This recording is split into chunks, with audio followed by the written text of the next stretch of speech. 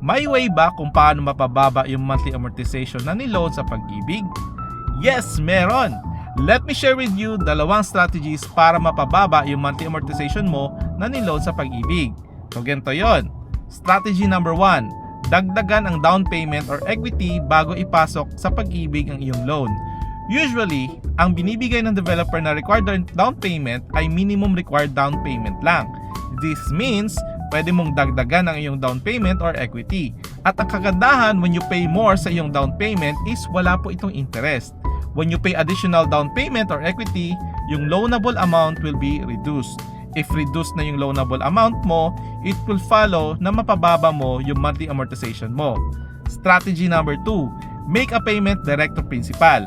Assuming na nag-i-exist na yung loan mo kay Pag-ibig, you can reduce your monthly amortization by paying direct to principal.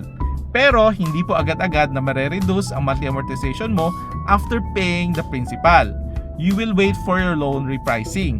Ang loan repricing is when a new interest rate is applied sa iyong loan. Usually nangyayari to after ng repricing period ng loan mo. Hindi isang interest rate ang ina-apply sa iyong loan for the entire maximum period of 30 years dahil paiba-iba ang interest rate mo every repricing period. Ang repricing period na ino-offer ni Pag-ibig ay 1 year, 3 years, 5 years, 10 years, and so on. So for example, ang pinili mo ay 3 years fixing at yung interest rate is 6.25%.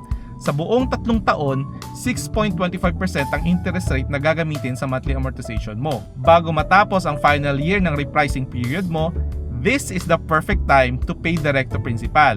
This will reduce your remaining loan amount, so in effect, mapapababa mo yung monthly amortization mo. So ayun po, yan ang dalawang strategies that I can share with you para mapababa yung monthly amortization na niloan mo sa Pag-ibig. At kung meron kang katanungan about real estate or life in general, you can simply ask Agent Ninyo.